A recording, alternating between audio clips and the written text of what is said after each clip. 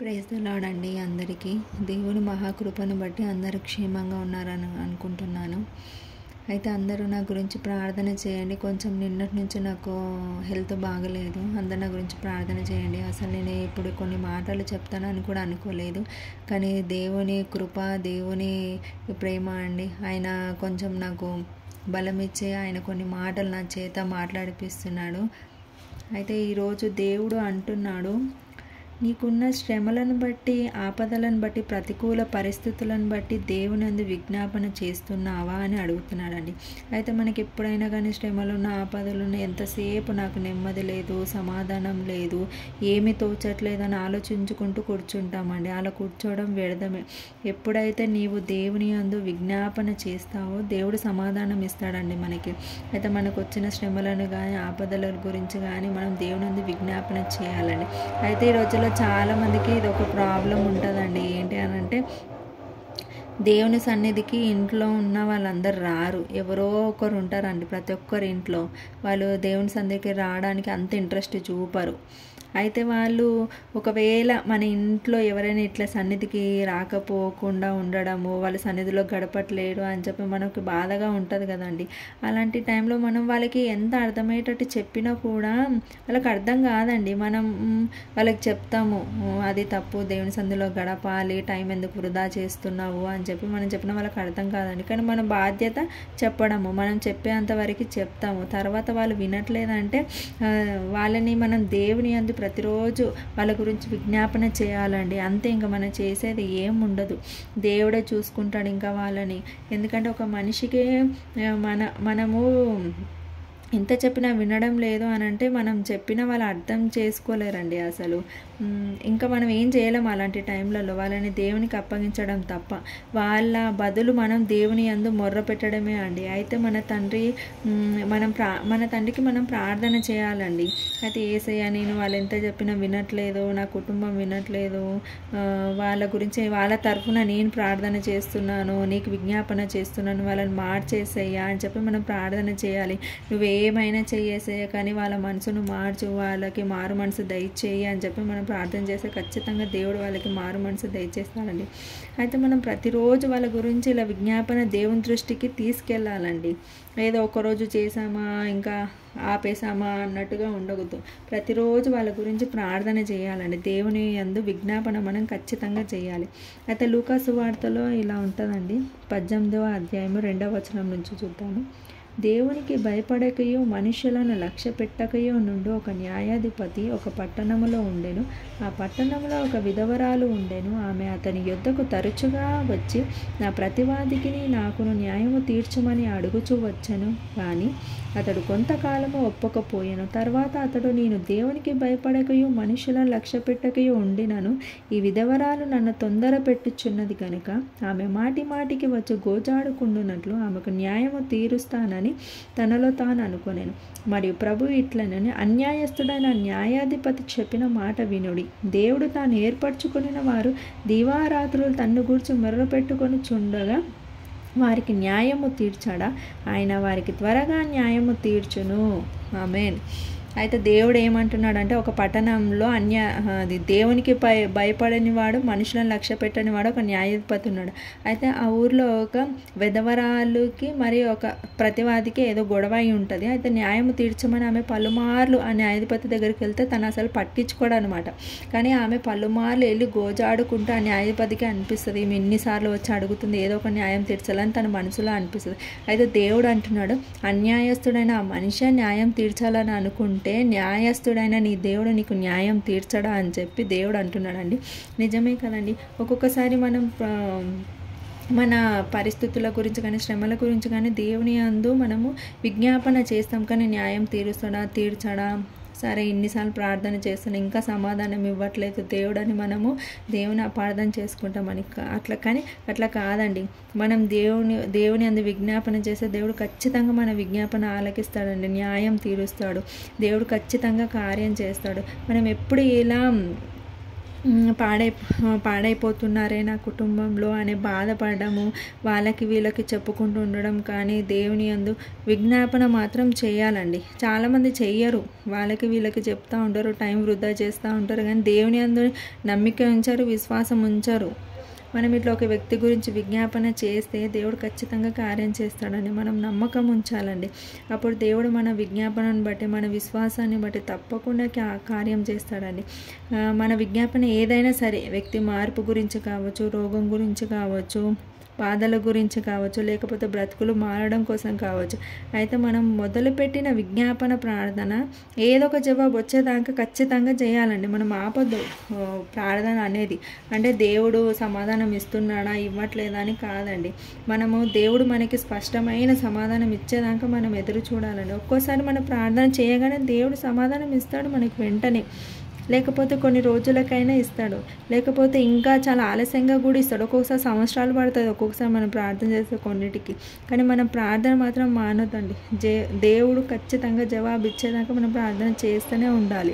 ఒక్కోసారి మనం 2 సార్లు 3 సార్లు ప్రార్థన చేస్తాం, తర్వాత మనకి చిరాకు వచ్చి దేవుడు సమాధానం ఇవ్వట్లేదు అని చెప్పి ప్రార్థన మానేస్తాము. ఆ ప్రార్థన మానేయాలి అనే ఆలోచన మనకి ఎలా వస్తుంది? దుష్టుడు సాతానుగాడు మన చుట్టూనే ఉంటాడు, ఉండి మీ దేవుడు ఏం చేస్తాడో, నీకు కార్యం చేయడం ఏం చేయడం, నువ్వు ఇంత విశ్వాసం కలిగి ప్రార్థన చేస్తున్నావు, ఇంత విజ్ఞాపన చేస్తున్నావు, నీ దేవుడు నీకు కార్యం ఇంకా చేయడు, ఇంకెందుకు ప్రార్థన చేస్తున్నావు అని మనల్ని దారి మళ్లించడానికి చూస్తాడు. అదే టైంలో మనం కూడా విసుగు చెంది ఉంటాం కదా, ఎంత ప్రార్థన చేసినా సమాధానం రావట్లేదని. మనం కూడా అంటే దుష్టుడికి తెలుస్తుంది అనమాట, దేవుడు వీళ్ళకి ఇంకా సమాధానం ఇవ్వబోతున్నాడు, మళ్ళీ వీళ్ళు దేవుని అందు విశ్వాసం ఉంచుతారని చెప్పి మనల్ని తప్పుదారి పట్టించడానికి అలా విసుగు చెందిస్తున్నాడు. మనం కూడా అప్పటికే సమాధానం రావట్లేదు అని చెప్పి మనం కూడా సాతాను మాటలకి లోబడతాం అనమాట. కానీ అది దేవుడు మనకి సమాధానం ఇచ్చే టైం అండి. ఎప్పుడైనా కానీ విసుగు చెందుతానమాట ఆపొద్దండి, అప్పుడు ఇంకెక్కువ ప్రార్థన చేయాలి, ఖచ్చితంగా మనకి జవాబు దొరుకుతుంది.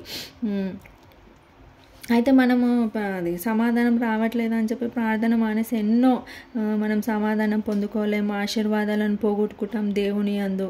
అయితే నీ సమస్య గురించి అయినా, ఒక వ్యక్తి గురించి అయినా, నీ బాధల గురించి అయినా సరే ప్రతిరోజు దేవుని దృష్టికి మనం తీసుకురావాలండి. అయితే దేవుడే అంటున్నాడు, సమస్త జనులారా నా యుద్ధకు రండి, నేను మీకు విశ్రాంతిని కలుగజేస్తాను అని, జవాబిస్తాను అని. అయితే మన తండ్రి అదే మనము అడిగింది కావచ్చు, లేకపోతే దేవుని చిత్తానుసారంగా అయినా కావచ్చు, కానీ జవాబు అయితే ఖచ్చితంగా ఇస్తాడండి మనకి. మనం ఎప్పుడు కూడా నిరుత్సాహపడొద్దు, దేవుడు మనకేం సమాధానం ఇవ్వట్లేదు అని చెప్పి. అయితే మన దేవుడు సమస్తాన్ని బాగుపరిచే శక్తి కలిగిన, సామర్థ్యం కలిగిన దేవుడు అని. అయితే దేవుడే అంటున్నాడు, నీ సమస్య ఏదైనా సరే నా దృష్టికి తీసుకురా, నేను బాగు చేస్తా, సమాధాన పరుస్తా అని.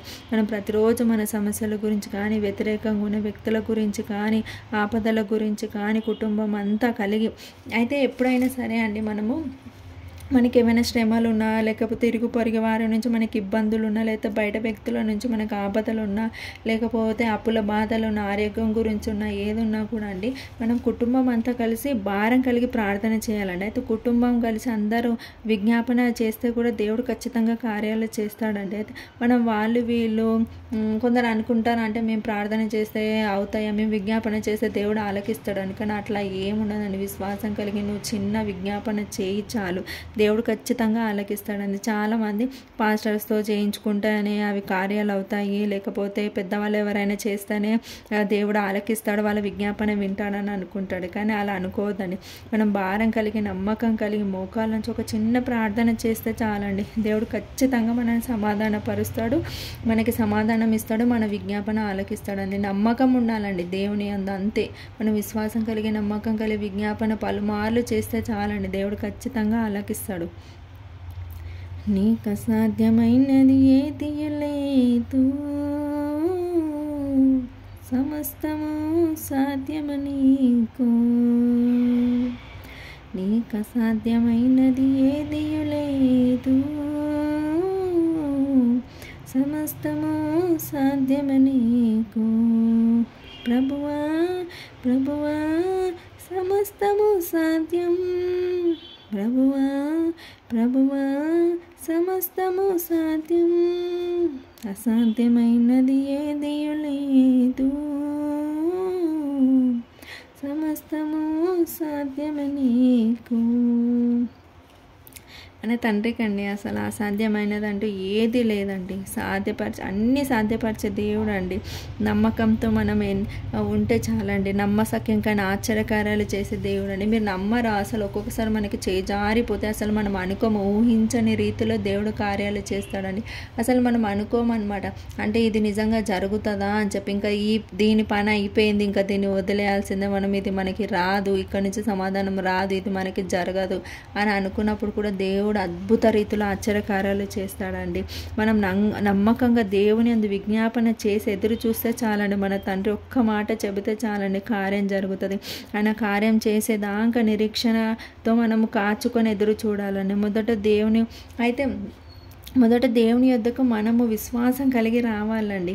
మన తండ్రితో మనం సంబంధం ఏర్పరచుకోవాలి. మనం మారు మనసు పొందాలి. మన పాపక్షమాపణ నిమిత్తము ఆయన మన కోసం ప్రాణం పెట్టాడు. అయితే మనం చేసిన తప్పులను ఒప్పుకోవాలి. తర్వాత మనం సమస్యలైనా వ్యక్తులైనా సరే మన తండ్రి అన్నాడు, వారిని నా యొద్దకు తీసుకురండి అని.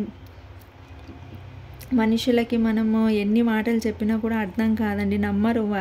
వారిలో ఎలాంటి మార్పు కూడా రాదండి. వారి పక్షాన మనం దేవునందు విజ్ఞాపన చేయాలి. అలాంటి వారిని దేవుడే మారుస్తాడండి. దేవుడే మార్చగలడు. ఇంకా మన మనుషులు ఎన్ని చెప్పినా కొందరు మూర్ఖులు ఉంటారు, వాళ్ళు వినరు. ఎన్ని చెప్పినా ఎన్ని ప్రూఫ్లు చూపించినా కూడా వాళ్ళు వినరండి. అలాంటి మూర్ఖులను మనం ఏం చేయలేం, దేవుని అందు విజ్ఞాపన తప్ప. దేవుడు కొండలైనా సరే పిండిగా మార్చగలిగే దేవుడు అండి మన యేసయ్య. కాబట్టి అందరూ విజ్ఞాపన చేయండి, మన తండ్రి యొద్ద సమాధానం దొరుకుతుంది. అయితే బైబిల్ గ్రంథంలో దానియేలు ఉంటాడు కానీ దేవుని యందు పలుమార్లు ప్రార్థన చేసేవాడండి. ఎంత ఓపిక అసలు! మనం కూడా మనకి ఉన్న సమస్యలను బట్టి, వ్యక్తుల గురించి కానీ ఏదైనా శ్రమల గురించి కానీ పలుమార్లు దేవుని యందు విజ్ఞాపన చేయాలండి. దేవుని యందు విజ్ఞాపన చేస్తే దేవుడు ఖచ్చితంగా మనకి జవాబిస్తాడు, మన సమస్యలకు సమాధానం ఇస్తాడు, మన విజ్ఞాపనను ఖచ్చితంగా ఆలకిస్తాడండి. అయితే ప్రార్థన చేసుకుందాం. మహాపరిశుద్ధుడవైన దేవా నీకే స్తోత్రం నైనా, మహాగణుడవి నాయన నీకే స్తోత్రం, ఆశ్చర్యకరుడవి ఆలోచనకర్తవి నీకే స్తోత్రం నాయన. యేసే మా కొరకునైనా ప్రాణం పెట్టిన దేవా నీకే స్తోత్రం నాయన. యేసే నాయన మేమైతే పాపులం ప్రభా, ఎందుకు పనికిరాని వాళ్ళం ప్రభా, ఆయన కూడా మమ్మల్ని ఏర్పరచుకున్నందుకు మీకు స్తోత్రం నాయన. యేసే మా నాయన మీ ఉచితమైన ప్రేమ చేత నాయన మమ్మల్ని భద్రపరుస్తున్నందుకు మీకు స్తోత్రం నాయన. యేసే నాయన ఈ రాత్రికాల సమయంలో నాయన యేసే మేము విజ్ఞాపన నాయన మాకున్న సమస్యలను బట్టి నాయన, శ్రమలను బట్టి నాయన యేసయ్య, ఆరోగ్య విషయమే కావచ్చు, అప్పుల విషయమే కావచ్చు నాయన యేసయ్య, మీ అందు మేము విజ్ఞాపన చేస్తే ప్రభు యేసయ్య ఆలకించే దేవుడు తండ్రి నాయన. యేసయ్య మమ్మల్ని నాయన ఎన్నడూ కూడా నాయన విడువని దేవుడు తండ్రి నాయన. మేము మిమ్మల్ని విడిచిపెట్టిపోయిన తండ్రి నాయన, మీరు మమ్మల్ని విడువని దేవుడవు తండ్రి నీకు స్తోత్రం నాయన. యేసయ్య నమ్మదగిన దేవుడవు, మా మంచి దేవుడవు తండ్రి నీకు స్తోత్రం నాయన. యేసయ్య నాయన మా విజ్ఞాపనను ఆలకించే దేవుడవు తండ్రి నీకు స్తోత్రం నాయన. యేసయ్య నాయన మాకు వచ్చిన శ్రమలను బట్టి మేము కృంగిపోకుండా నేను పలుమార్లు మీ అందు విజ్ఞాపన చేసి కృప మాకు దయచేయండి నాయన. నీకే స్తోత్రం నాయన. ఎక్కడ కూడా నాయన మేము నాయన కృంగిపోకుండా నాయన యేసయ్య, నిరుత్సాహపడకుండా దేవా యేసయ్య మీ అందు నాయన మేము విజ్ఞాపన చేయుటకు మీరు కృప చూపండి. మీకే స్తోత్రం నాయన. యేసయ్య మనుషులందు నాయన ఎన్నిసార్లు మేము చెప్పుకున్నా అది వ్యర్థమే ప్రభు యేసయ్య నాయన. అదే మీ అందు నాయన మేము మొర్ర పెట్టుకుంటే ప్రభు యేసయ్య న్యాయం తీర్చే దేవుడో తండ్రి నీకే స్తోత్రం నాయన. యేసయ్య మనుషులను నమ్ముకొనుట కంటే నాయన యెహోవాను నమ్ముకొనుట మేలు అని చెప్పారు ప్రభు. అది నిజమే దేవ నాయన. లోకంలో ఉన్న మనుషులకు నాయన మేము ఎన్నిసార్లు ఎంత చెప్పినా కూడా వ్యర్థమే ప్రభా నాయన. అక్కడ నాయన మేము హేళననే అవుతాము ప్రభు యేసయ్య. మాకు ఎలాంటి సమాధానం రాదు. న్యాయం తీర్చారు ప్రభు యేసయ్య నాయన. న్యాయం తీర్చే దేవుడవు నీవే ప్రభు యేసయ్య. విజ్ఞాపనను ఆలకించే దేవుడవు నీవే ప్రభు యేసయ్య. నీకే స్తోత్రం నాయన. యేసయ్య నాయన ప్రతి ఒక్కరు నాయన యేసయ్య మీకు విజ్ఞాపన చేస్తున్న ప్రతి ఒక్క దాని గురించి నాయన మీరు సమాధానం ఇవ్వండి నాయన. వాళ్ళని సమాధానపరచండి, నెమ్మది దయచేయండి నాయన. ఏ విషయాల గురించి అయినా అయితే మీ అందునైనా విజ్ఞాపన చేస్తున్నారో నాయన యేసయ్య, వారికి నాయన మీరు నాయన ఈ రాత్రి నాయన వాళ్ళని దర్శించండి ప్రభు నాయన. వాళ్ళకి కావాల్సిన అక్కర్ల అవసరతలు అన్నీ తీర్చండి దేవా నీకే స్తోత్రం నాయన. ఈ రాత్రి అంతా కూడా మీ చేతులకు అప్పగిస్తున్నాను నాయన. యేసయ్య సమస్త మహిమ గణిత ప్రభావం మీకే చెల్లిస్తూ యేసయ్య పరిశుద్ధ నామంలో అడిగి వేడుకొని పొంది ఉన్నాం తండ్రి. ఆమేన్.